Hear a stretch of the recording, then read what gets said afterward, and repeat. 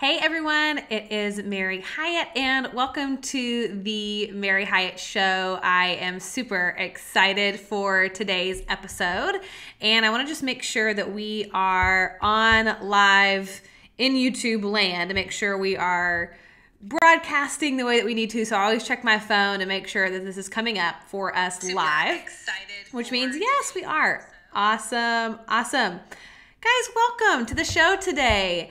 Forgive me for being gone last week. It has been a really intense week for me. I was gone on vacation and I'll share a little bit more about what's going on with me recently. But just wanted to just say that I'm glad that I am back and glad to be with you. Let me just double check this right here before we actually get going. Okay, here we are.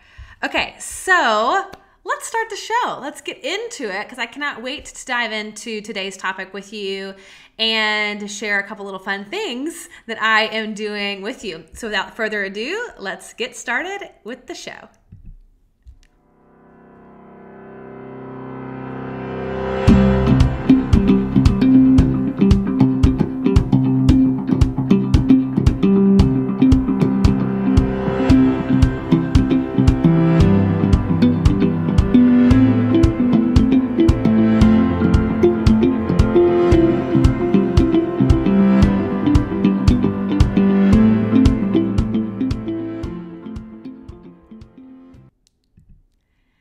Welcome everybody to the Mary Hyatt Show. Of course, I am your host, Mary Hyatt, and I am so excited to be with you today on episode number 54, What is Your Drug of Choice? Today we are talking all about numbing, all about coping, and I'm going to give you a few keys on how you can kind of handle the overwhelm in your life a little bit easier, coming from a place of more compassion, more understanding, and really sort of love yourself through some of the just everyday stress, anxiety, and all the stuff that comes up for us that is just a little bit like, oh my gosh, I can't handle this. It's too much and I don't want to feel it. So we're going to get into all of that today. But before we do, I wanted to start a new tradition on the show, which is what I wanted to start off sharing with you what I'm reading and what essential oil that I am currently loving. I just thought that would be like a fun little thing because I'm not on social media anymore. So you can't really see my everyday life as you used to be able to, and I could share some of these things that I'm into. And I thought, well, how can I do that? How can I let you guys sort of into the behind the scenes of what I am experiencing and loving? And for those of you who are tuning in with me live on YouTube, make sure to comment, tell me hi. You can feel free to ask questions. You can give me any kind of feedback. You can like. Of course, I encourage you, whether you're on the podcast or watching on YouTube, to subscribe. You can also write me a review. I'd be so honored if you would do that, especially on the podcast. If you just scroll down on the Mary Hyatt Show kind of homepage, you can rate me 5 stars if you love this show. You can obviously write me a raving review, which just allows people to say, okay, this girl is awesome. I want to tune in. I want to listen. And of course, subscribe as well. And if you prefer, if you're watching YouTube Live, if you prefer to just listen to the audio, if you would rather be able to hang out with me in your car in between what you're doing in the day and you don't have time to stop and watch a video, make sure you head on over to the Mary Hyatt podcast, where this is just the audio version of the show that you're currently watching and is a great way to tune in that way. But here is what I'm currently reading. Okay, this is an amazing book. I've been totally geeking out, and it's called The Body Heals Itself by Emily Francis. And it's a deep dive into how our bodies process and store emotion in our muscle tissue and our fascia, and ways that you can physically, through stretching, through movement. She even gets into essential oils. She gets into affirmations, how you can release emotion that gets trapped and stored in the fibers of our body and really heal trauma. It's pretty freaking incredible. So if you kind of geek out on some of this stuff, then I highly recommend checking this book out. And the oil that I'm using today currently is Magnolia. So this is Magnolia from doTERRA. You guys know that I absolutely am obsessed with doTERRA. I do that as my pretty much full-time business outside of my coaching practice. And so I am using essential oils every day to support my body emotionally, physically, mentally. And this oil is an oil that they just came out with at our convention that was a month ago. And this is one that is amazing for emotions. Today is World Mental Health Day. So this is a perfect essential oil to use for your mental health, your emotional well-being. It has the highest level of linalool, which is a chemical constituent found in essential oils. It has the highest level of linalool in it, which is amazing for anxious feelings. So any kind of nervousness, any kind of panic, any kind of just anxiousness, Magnolia is your best friend. So I roll this on my wrists, I roll this on my heart, I roll this behind my ears, and I instantly get that sense of confidence, of calm, of just the ability to deeply exhale. So I wanted to share that with you, and it smells divine. It smells so good. I wish I could, give you a little smell-o-vision moment right now because it's awesome. But trust me, take my word for it. If you have any questions about essential oils, hit me up, info@maryhyatt.com. But definitely check out Magnolia. Okay, so as I was talking about this book, The Body Heals Itself, that reminds me that I wanted to mention an upcoming workshop that I have in Nashville. And I promise after I chat about this, we'll hop into today's content. And I wanted to let you know that on November 10th, I am hosting a live in-person workshop called Make Peace with Your Body. It's this beautiful studio in the heart of Nashville called White Avenue Studio. And the workshop, it's all day. It is lunch included. It's really intimate. It's only going to be 20 people. It's going to be an incredible, powerful day where we talk about body awareness. We learn and teach you how to connect your mind with your body and sort of share with you my process of doing this. If you know a little bit about my story and where I've come from, this has been a key component to my emotional and mental healing journey, is connecting to the body. I really believe that everything originates in the body. And as you guys know, I'm a life coach, I'm a business consultant. I love coaching, I love therapy. But what is oftentimes missing is this ability to get back into the physical body, to continue the self-awareness, the self-development, the self-healing work that we're all doing. And I'm really going to get into depth on how it is that we connect to the body, how you feel your body sensation. So many of us are disconnected from our bodies, and sort of to translate what your body is saying, its unique language that it's using, how to relax the body enough to process anxiety and stress and pain and trauma. We're going to get into the ins and outs of how your body traps and stores emotions and what each part of your body emotionally represents. And it's going to be really interactive. We are going to do some beautiful breath work, some gentle movement, mindfulness practices to help you deepen that connection and ultimately make peace with this relationship with your body. And I cannot wait. And there's only a couple spots left, and the early bird pricing is finished on October 20th. So you only have a few days left to get the discount. So it's originally $97, but you can get it right now until October 20th for $75. And what's kind of fun about this is I actually had several people that have signed up for this workshop that are moms bringing their daughters, which is really amazing. They're adult daughters. And I'm excited about that. I'm excited about the people that are already registered for this workshop. It's going to be a powerful day. So the link is in the description of this video if you're watching YouTube live, or you can go to maryhyatt.com/workshop to see all the details and to register for the event. Okay, but let's jump into today's topic. What is your drug of choice? For those of you who are my dearest friends, you already know this, but since I'm not on social media and not sharing this online, this has been a really intense week for me. One of my absolute best childhood friends, who is like a brother to me, has 2 days ago went into his second sort of emergency open heart surgery. And it's been just intense. I've been at the hospital almost every day. I was on vacation last week and ended up having to fly home to Nashville early to be with him and his family. And there's been so much emotion. To be quite honest, I am so exhausted.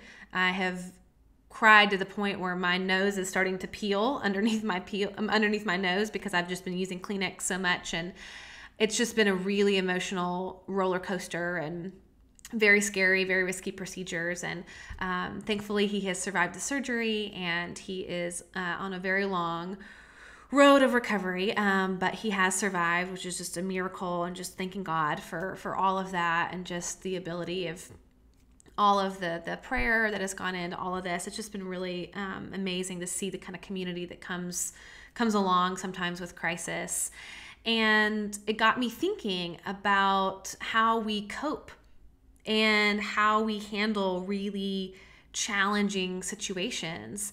And it started sort of this mind sort of rambling, going through all the ways in which in my past I've used different things to cope, different ways to numb when life gets tough, when life gets uncomfortable. And I've had a lot of conversations this week with different people in the waiting room on this topic, how we numb, that I felt like we kind of need to talk about it. And, it's interesting.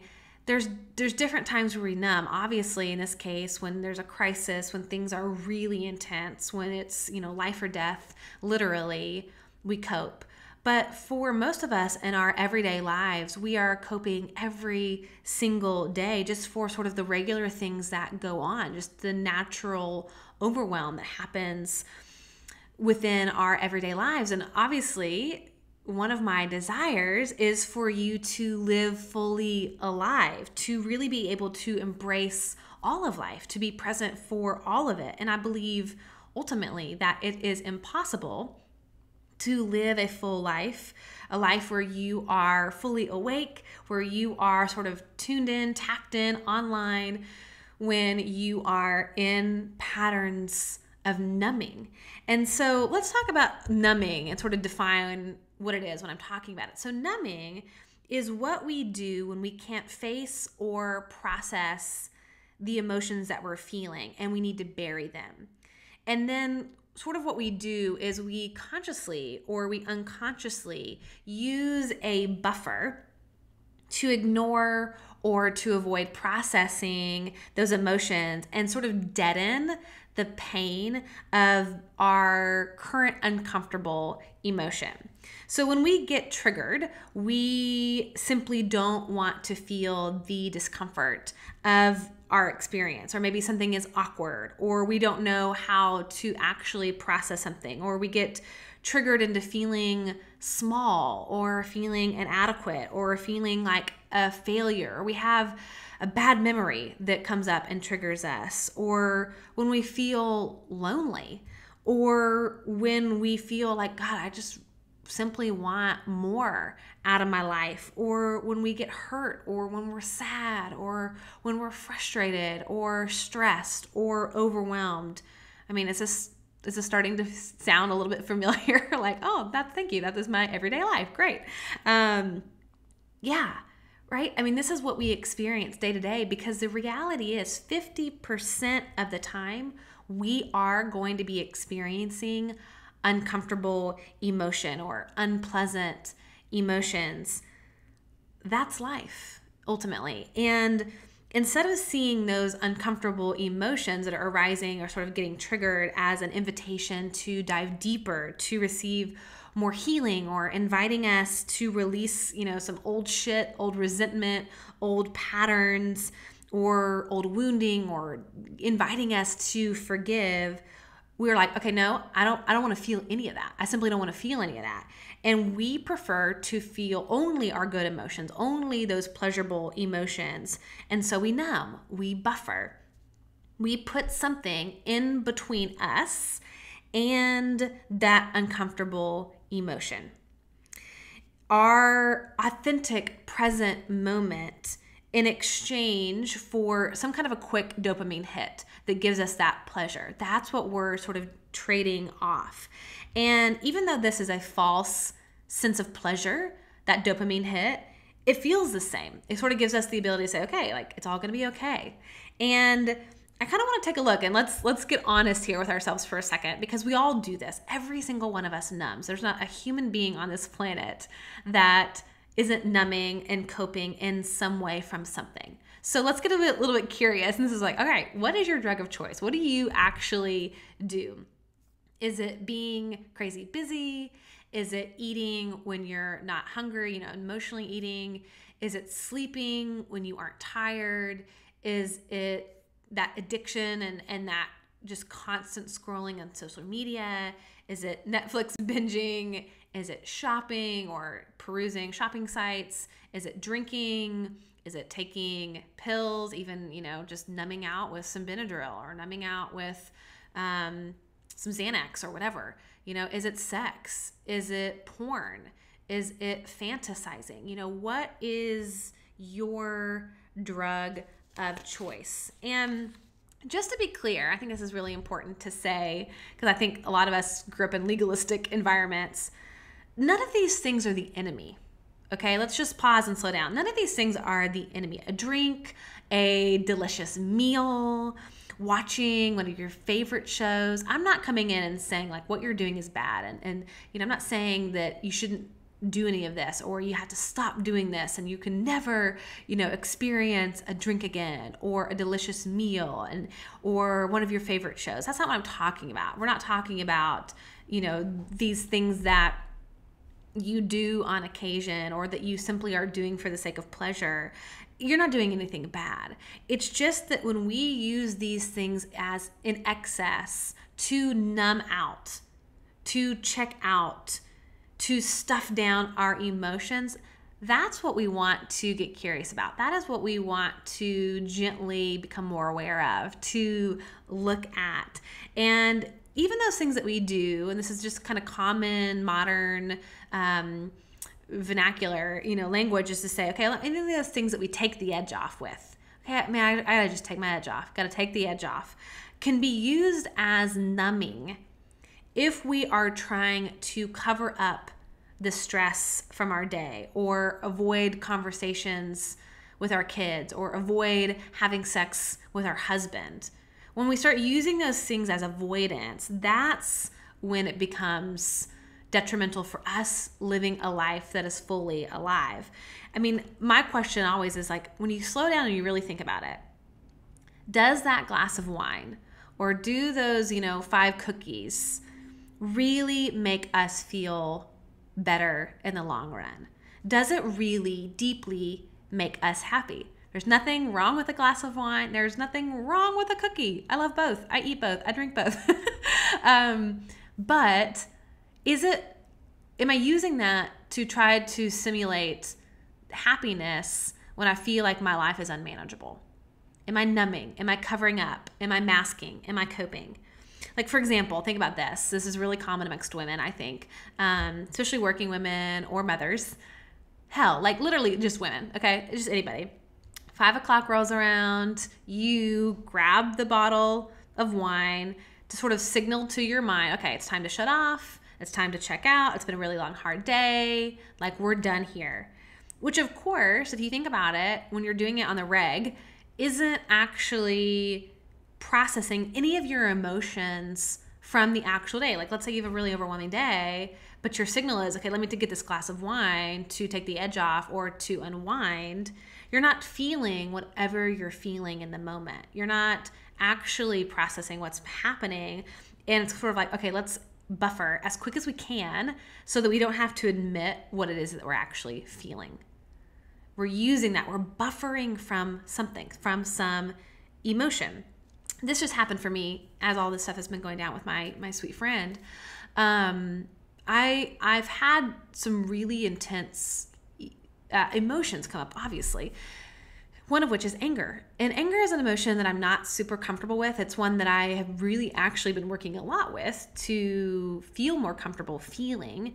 But I was sort of given the message early on, and so especially in the South, it's like women shouldn't be angry or you're a bitch.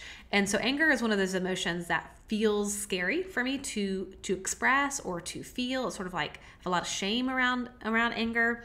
I'm not comfortable with it. So my default immediately is I can't feel anger. It's not safe for me to feel anger. And so I subconsciously am thinking, okay, how can I avoid this anger? Like, how can I dodge it? How can I get out of having to feel it? So I took a nap to avoid it. I have been eating some food that I don't typically eat that I know I'm using to stuff down my emotions, to stuff down that anger, especially when I'm not hungry. It's like my body is not biologically hungry, but I'm like, what's the quickest way using something that will stuff this emotion? Okay, this food. Last night I made myself 2 cocktails, 2 doubles, and I'm drinking those, right? Just to like check out, just to go, I cannot feel the anger that I feel that my friend is in the hospital experiencing this at such a young age. Why is this happening? I have all this anger, all these questions. And I was trying to do anything I could do to numb that emotion of anger, to not have to feel it, to avoid sitting in it and asking it, okay, what needs attention here? Like, what is this actually about? And what do I actually need? Like, my heart is so heavy. I have just been under all this emotional distress. Like, what is it that I actually need to soothe, to nurture myself, to process this, to deal with this? And so I called my friend, and I was just crying, and I'm just having this moment of just like feeling like it's all too much. And she said, Mary, she's like, you got to slow down. She was like, you need to pause and you need to journal about this. Like, you need to get it out. You need to cry. You need to like feel it.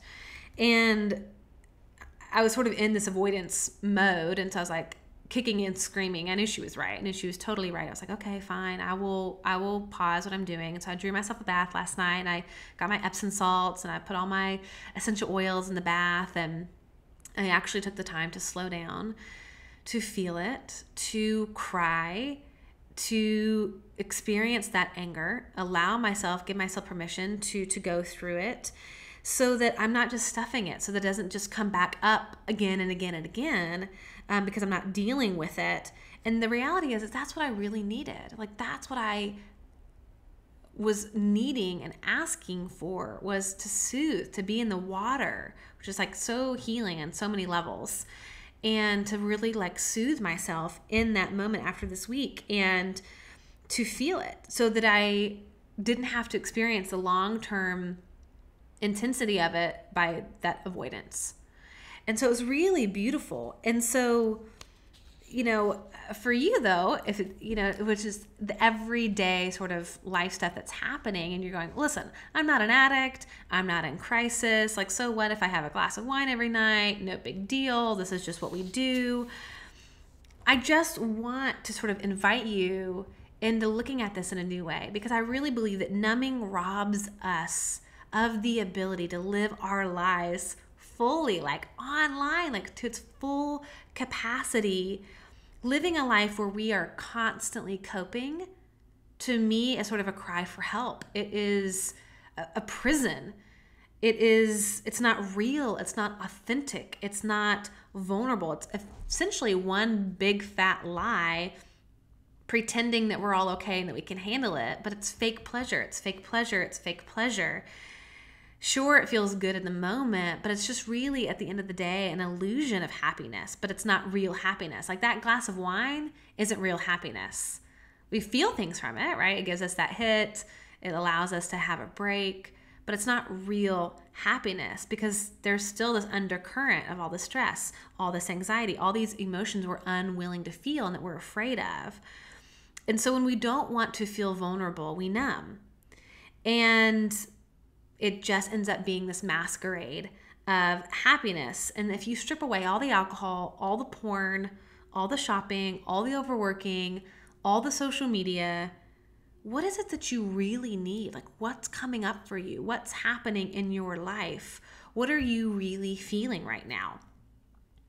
And I believe if we're going to combat this numbing, and sort of this pattern of getting through life by coping and numbing, we have to be vulnerable and honest.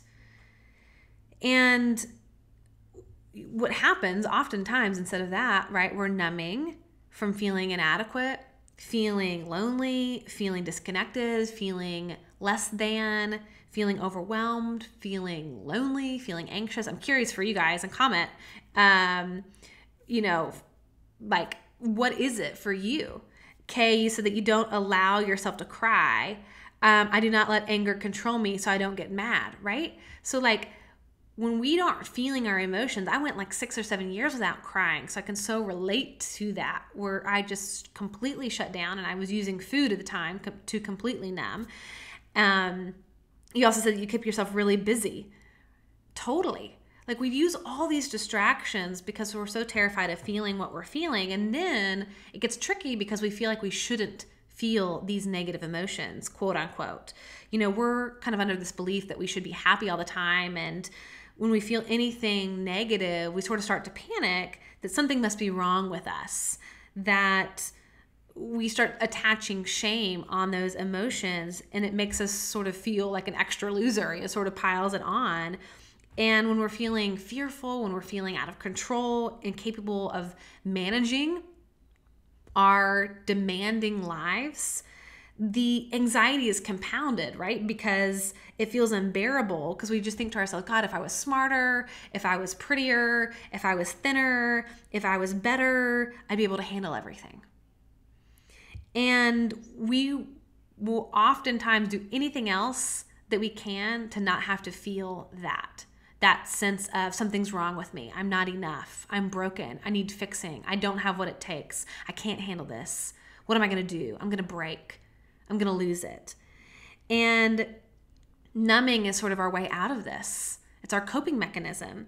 And the antidote for this is sort of to come back to being willing to sit in the discomfort, being willing to sort of lean into what's coming up with our lives so that we can process and release and let go, and we can get back to living. April, you said sleep.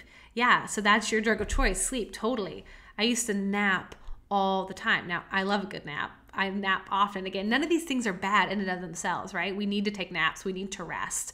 But when we're using it as an avoidance of what we're feeling, that's what we want to shine a little flashlight on and take a look at. And so we have to be willing to feel what we're feeling without attaching that shame to it, and lovingly take care of what's coming up for us. And I think Brene Brown does a wonderful job about talking about this, sort of authentically feeling, being vulnerable enough to feel what it is that you're feeling. And she talks about, she says, when we pretend that we can avoid vulnerability, meaning avoid what it is that we're feeling, we engage in behaviors that are often inconsistent with who we are. Isn't that fascinating? It's like, I've seen this so many times with my clients, with my coaching clients. It's amazing to see what people do that's outside of the realm of who they are, or out of the integrity of who they are, simply to cope with what's going on, when they're unwilling to be vulnerable. That's when they start numbing. And she goes on to say, I love this quote. You've probably heard this before, but she says, numbing vulnerability is especially debilitating because it doesn't just deaden the pain of our difficult experiences. Numbing vulnerability also dulls our experiences of love, joy, belonging, creativity, and empathy. We cannot selectively numb emotion. Numb the dark and you numb the light. Numb the dark and you numb the light. Y'all, this is like mind-blowing. You cannot selectively numb emotion. If you're unwilling to feel discomfort, if you're unwilling to go into places that don't feel so good, you don't get to go into places that feel awesome. It's like you can't have one and not the other.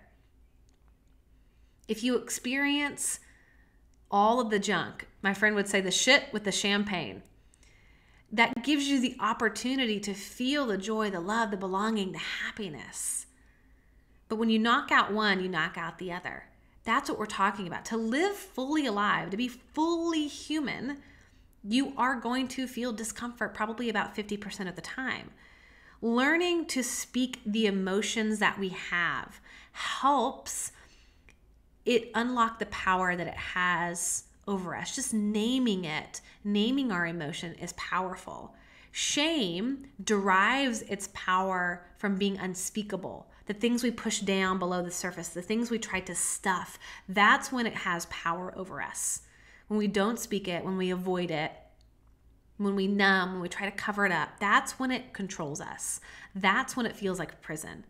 Becoming consciously aware of what it is that we are numbing is this kind of the first step to move beyond the numbing.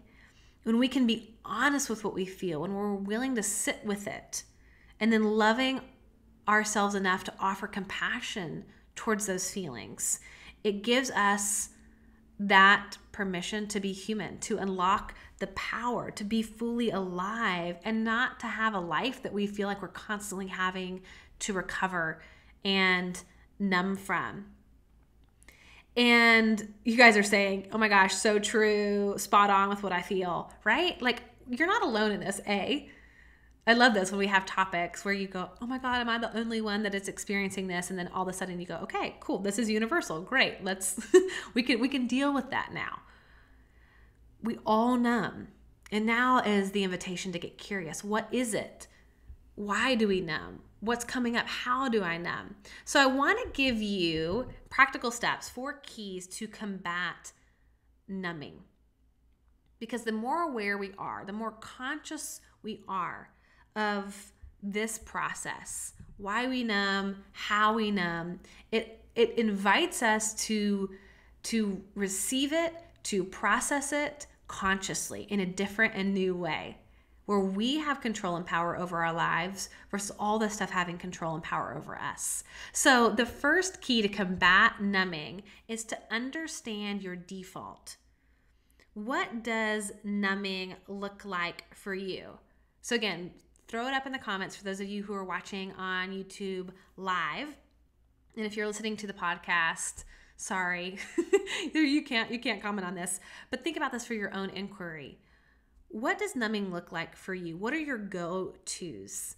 I think it's really important that we understand your default way of numbing, because sometimes you don't catch it ahead of time. You can't catch it beforehand, but you can catch it when you recognize, like, oh, I'm in a pattern of numbing. For example, you catch yourself in the action when it's happening, and it sort of snaps you out of it or allows you to sort of make a different decision or pause and slow down and see what it is that you really need. It takes us out of unconscious to conscious.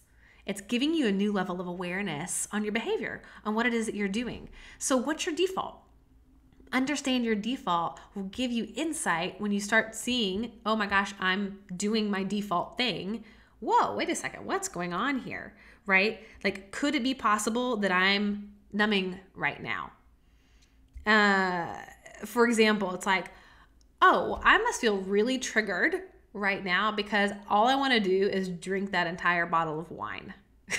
Or, oh, I must be really triggered. Like, I must feel really overwhelmed or stressed or lonely or disconnected or angry or frustrated because all I want to do right now is sit on the couch and scroll through Instagram.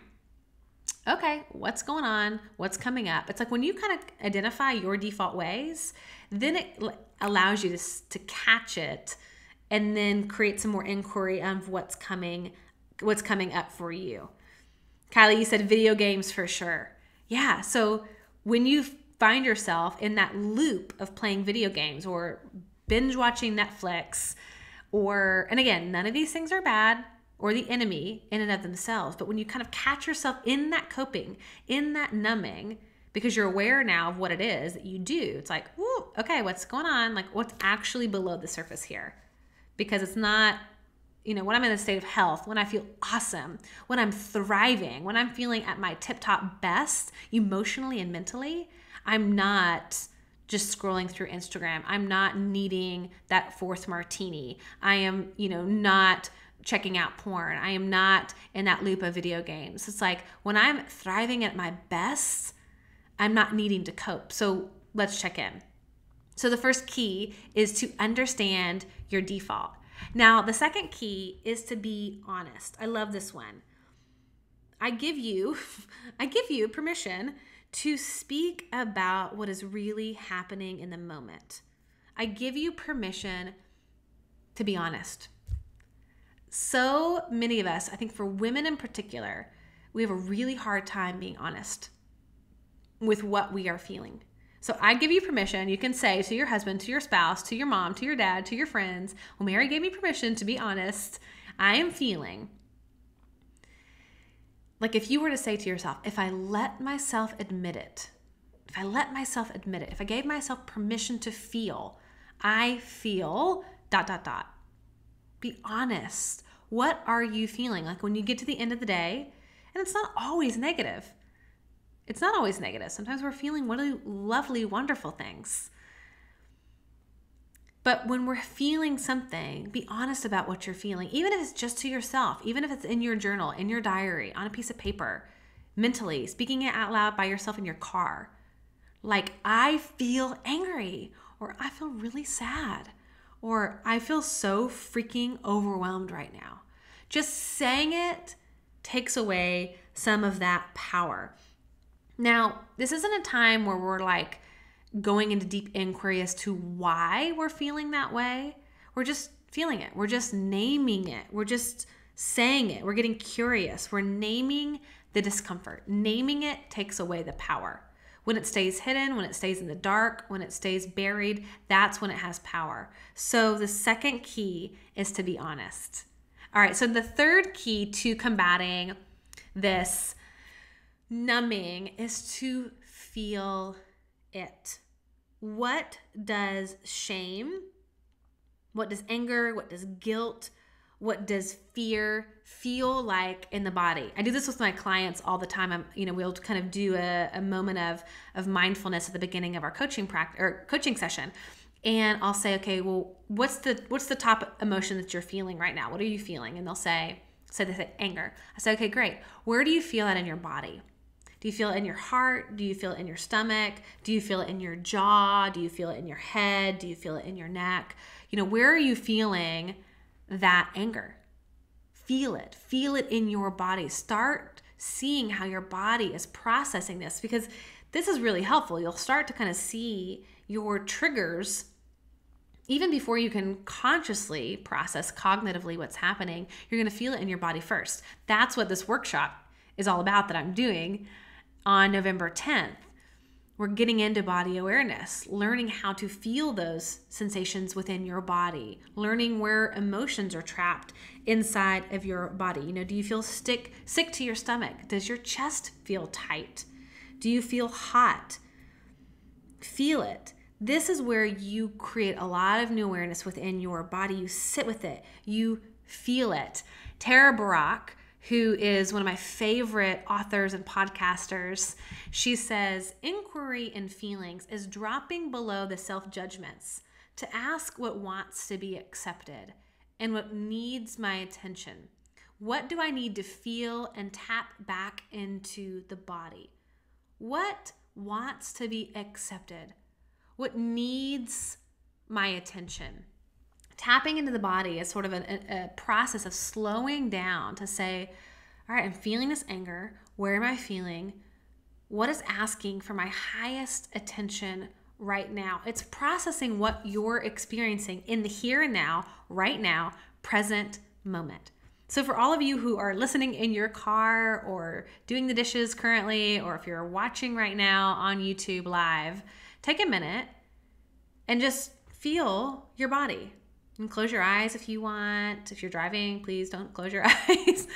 But just take a moment and just see if you can identify, name an emotion, your primary emotion, the first thing that comes for you without judgment. A little anxiety, a little fear, a little doubt, a little worry, a little anger. And then see if you can feel it in your body. So taking a moment, feeling it in your body. Where is it? Where does it reside in your body? What are the sensations? And the more you practice this, the more you sit with it, the more you get into the body, you can release it, you can let go.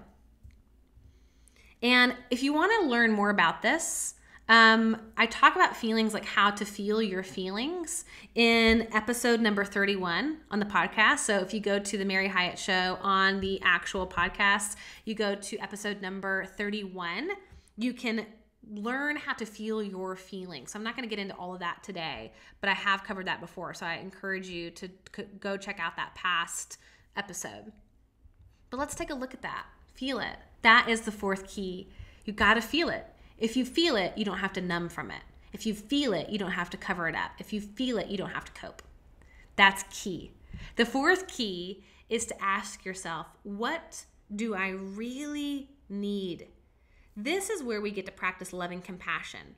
This is when we get to get really good about being a kind and loving parent to ourselves. This is where we move from coping to nurturing, from numbing to soothing.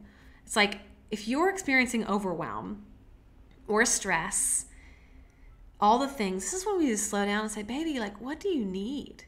Like, what do you really need? What does your body need? Does it need rest? Does it need nourishment? Do you need to eat? Do you need to drink some water? Do you need to take a walk? Do you need to take a nap? Do you need to take a bath? Do you need to stretch? Do you need to move? Like, what is it that you really, really need? Do you need to call a friend? Do you need to call your therapist? Do you need to cry?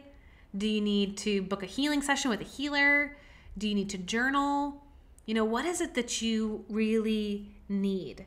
What is it that your body's asking for? How can you soothe yourself? Because you need attention. Like, the emotion is strong. You need the attention. Something is asking for deeper awareness. So what is it that you actually need versus just the coping, the sort of surface level that gives you temporary relief? What is that deeper part of yourself, the undercurrent of emotion? What does that part of you actually need? I like what Brooke Castillo says here. She says, oops, hang on a second. Wrong. On Facebook or on YouTube Live, I put the wrong slide up. So here's the actual quote. She says, what happens is the pleasure that we get from food, and you can substitute food for video games, for sleep, for sex, for overworking, for alcohol. When we get, what happens is the pleasure that we get from food or whatever you use to numb over the long run actually diminishes. The pleasure we get from taking care of ourselves and fueling ourselves increases. So soothing and nurturing is long-term. Numbing is short-term. You get that? Soothing is long-term. Numbing is going to be short-term. So what is it that we can do long-term to take care of ourselves in a way that is so kind? You're going to get the same sort of result or same experience of relief, like relief from the pain, relief from the intensity. The pressure is off a little bit, but one is going to be dealing with the root cause. One's going to be dealing with the symptoms. And when we're dealing with the symptoms, it's going to keep coming up over and over and over and over and over again. And there's going to be no end to the numbing. So I want to go a little bit deeper in this, and I'm going to ask you some what I call deep dive questions. And I would take you through this if we were in a coaching experience, if I was your coach and you were my client. I would kind of walk you through something similar to this. And I love asking these sorts of questions that help us reflect on what it is or why it is we do what we do, and to be proactive in how we respond to our lives moving forward. That is freedom. That ultimately is freedom. So you might want to, if you're watching the podcast, watching the YouTube Live, you might want to just sort of mark this. If you want to come back to it later, if you're listening to the podcast, you can kind of check what minute we're on. I think we're somewhere near the 43-minute mark on this. So you might want to just sort of like mark this and come back. If you're watching YouTube Live, I'm going to show you some slides you can take some screenshots of and journal about this later. And it may take you 10 or 15 minutes to journal about this, but I want to give you some prompts, some deep dive questions to sort of get more clear on your numbing process. So the first question number one that we're going to ask ourselves is, how do I numb those difficult feelings? My first instinct is to ... So we've been talking about this. Now is the opportunity to actually slow down and answer this. How do I numb those uncomfortable, difficult feelings? My first instinct is to ... Now, the second question number 2, is what feelings trigger me to begin numbing? We all sort of have a tolerance of emotions, of different emotions. And so there are certain emotions that will trigger us to start numbing. So maybe it's when you feel really lonely, that's when you start numbing. Maybe it's late at night, and you haven't had a lot of contact with people. Maybe it's shame. Maybe it's body shame. Maybe it's that feeling of, oh my God, I feel so fat. I feel so gross. I feel so disgusting. I am comparing myself to all these people on social media. That's when I start to numb. That's when I start to cope. Or maybe I feel rejected. Maybe I reached out to somebody and I felt rejected. Maybe I have a fear of success. When I start thinking about something I want to create and what I want to do, and all of a sudden I get scared to be big. I get scared to be seen. I get scared to make money. I start to trigger. I start to self-sabotage. Maybe it's the fear of failure. Oh my God, I don't have what it takes. I can't do this. I don't know enough. I'm not enough. Oh my God, I start to numb. When I feel, so we're kind of building the blocks. My first instinct is to blank when I feel blank. My first instinct is to grab a glass of wine when I feel lonely.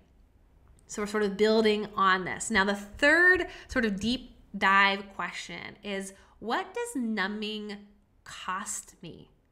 When I numb out, I miss out on, like when I have several drinks because I'm numbing, I miss out on the ability to process my emotions so I can get over it quicker. Like when I drink several glasses of wine, I miss out on like a clear head of actually connecting with somebody.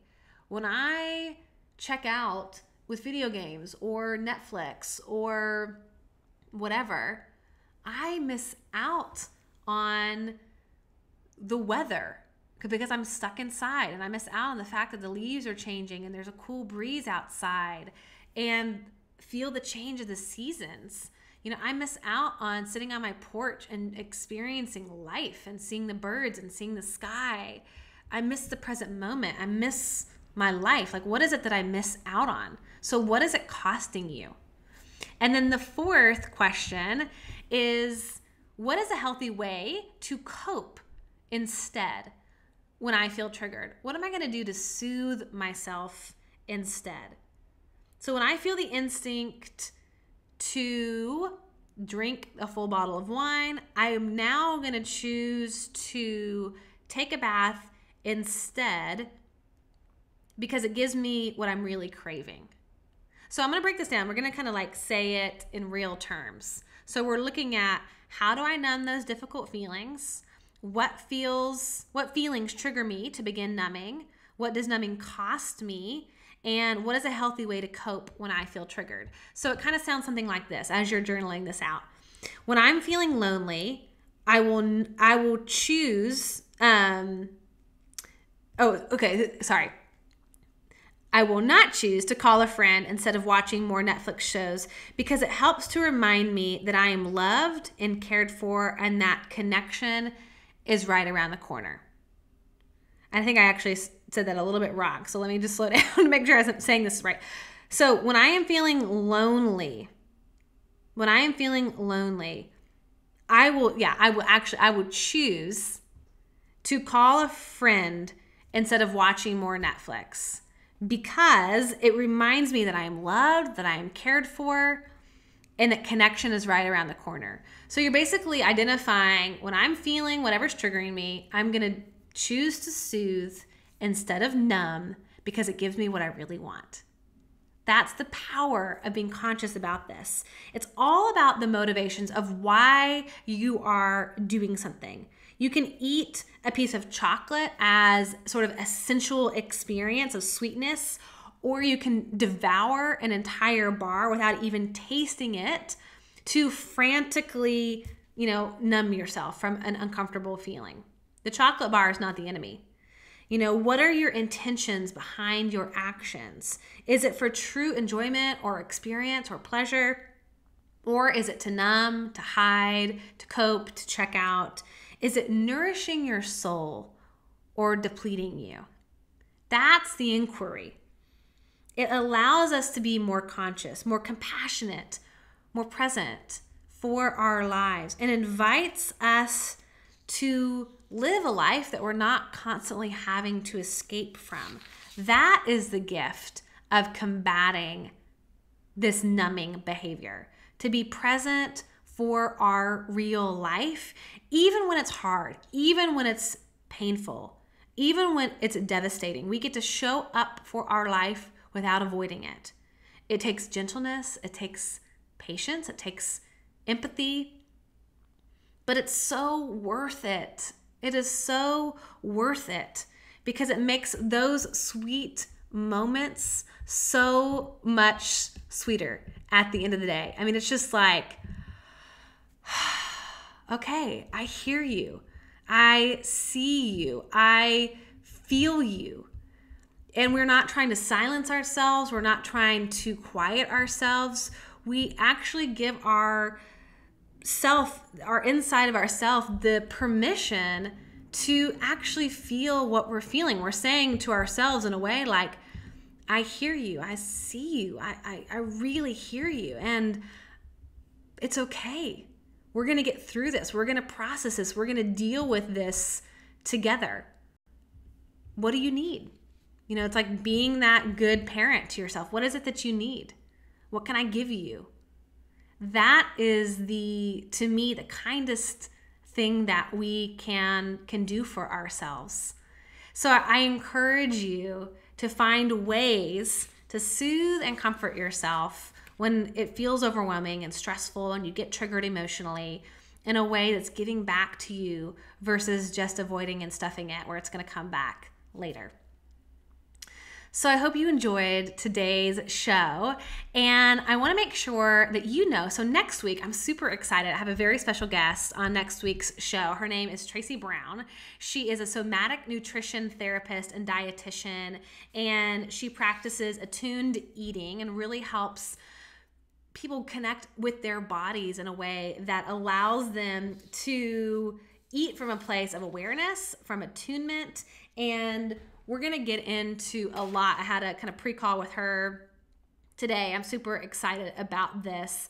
And it's like, how do I feel safe in my body when it comes to food and when it comes to relating to food and sort of decoding this whole process of intuitive eating and attuned eating and what happens when we get stuck and we get scared to trust ourselves.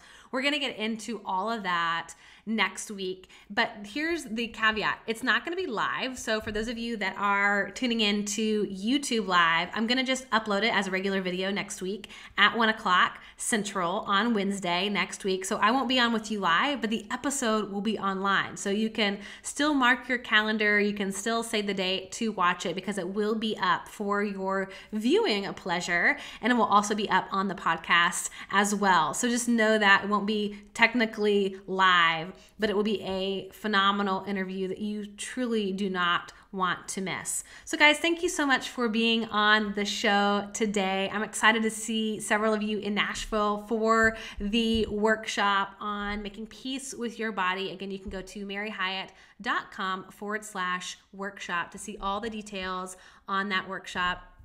And until then, I hope you have a beautiful week, and to remember that the purpose of life is to be grateful, to be great, and to be full. I'll see you guys next week.